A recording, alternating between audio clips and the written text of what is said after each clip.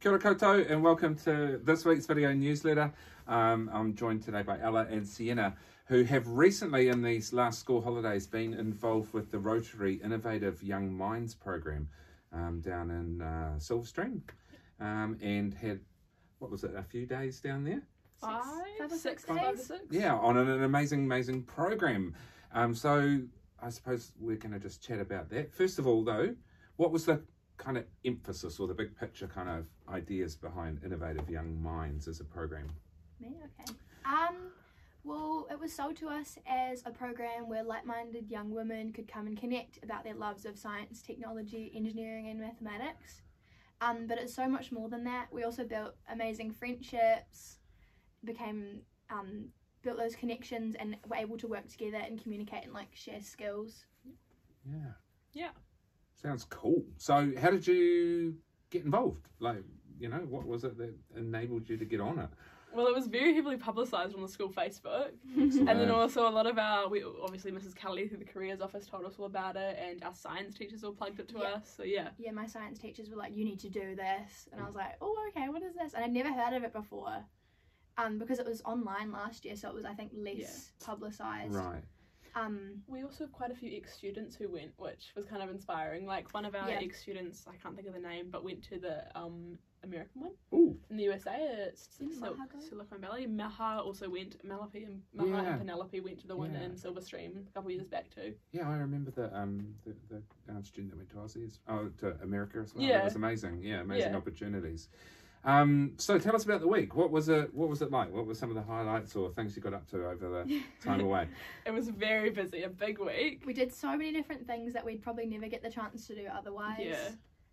We went on lots of different site visits, for example to Callaghan Innovation, where they showed us some 3D printed gadgets, which was cool. Yeah, we also got to look like behind the scenes in some places that wouldn't normally do visits or be accessible. Like we went up to the National Biocontaminant Laboratory. Cool. And we had a tour there, which was epic. We were their first visitors with the new lab, I think they mentioned as well. Oh yeah. So they'd never had anyone see it before from that, so I was like, oh, this is pretty cool. Oh, that is a huge opportunity. And you were telling me earlier on about the innovation challenges that you had to participate in as well. So, you know, talk me through those. So what were you up to, Ella, with your one? Yeah, so the big crux of the innovation challenge was we had to choose a climate change issue or a climate issue and then find a way to solve it using renewable energy. So my way to solve it was, my issue with my team was soil degradation and erosion, and we used vertical farming and tried to revolutionise that idea, which is essentially farming upwards. So then our solution was, so vertical farming has never been able to be, use solar panels or renewable energy. So I calculated this massive formula. I've never found physics more useful in my life. Where we basically worked out how to do that and how to use solar panels and how to work out the right amount and all that gist.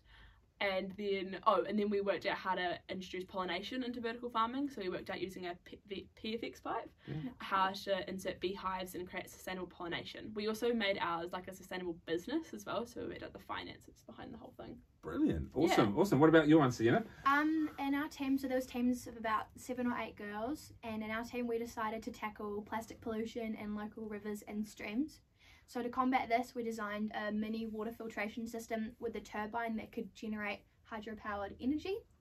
This would power sensors to monitor the health of the water and a catch, so the plastic that had come through the filter was able to be caught in a container and collected, and then the sensor would go off when the container was full. Brilliant. So you enjoyed collaborating with those other students from different schools? And It was really good because we were also put into teams based on our personality type from a quiz we'd done before the program. So everybody was different, and we had some people who were more dominant and took like a leadership approach, and then other people who were quieter, but it was good to have a mix of all different types of people, and everyone had their moment to shine and put ideas forward, which I found really good. Brilliant. And you would have had some amazing speakers over the time there as well. Do you want to, indicate a highlight from one of those sort of panels or speakers? Yeah, so my highlight would have been Dr. Deborah Stevens, who was a bioethics doctor. She focuses on going to schools and educating people on bioethics. Yeah, and she came to do a panel for us in one of the evenings.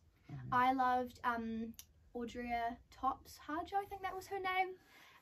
She's the COO of a gaming company based in Lower Hutt called A44 Games, but she actually started off when she went to college in the US doing theatre and dance studies. So she just told us how your university degree may not be what your future job is, and that's okay. Yeah. Because I know a lot of us were really relieved to hear that from someone in the industry, that you can make choices that don't have to dictate your entire future. School Please bells, hold.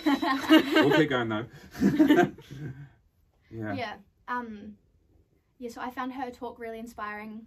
She was part of the panel with Deborah Stevens and a couple of others as well, and I found it really, really cool. Yeah, that relates to another good thing I took away from Deborah, which was like how science can be combined with other industries, whether it be social definitely. Sciences and laws, and how bioethics can relate into so many different artifacts of living. That is so cool. So such a really, obviously, really informative and positive work away. Super inspiring. So you're both year 12 this year, going into year 13. So what sciences are you studying next year, Sienna? I'm going to be doing chemistry and physics. Yeah, and Ella? Just bio. Bio, that's awesome though. So, and those interconnections across the other subjects are obviously really important as well. Yeah. So, hey, look, we're really so stoked that you got the opportunity to do that, and a big shout out to the Rotary clubs that supported you to get there. Really appreciate their ongoing support. And Ella, you are finishing up as board rep shortly, and so we're calling for nominations at the moment. So you want to just give a quick plug for the Board of Trustees role? Apply for to be student rep on the board. It's an amazing opportunity, and I recommend it to anybody. So apply. Get to work with some great people. Exactly. Yeah. All right. Thanks everybody. Hope you have a really wonderful weekend ahead, and lovely to chat to you both. So, Thank you. mate Thank wa. you.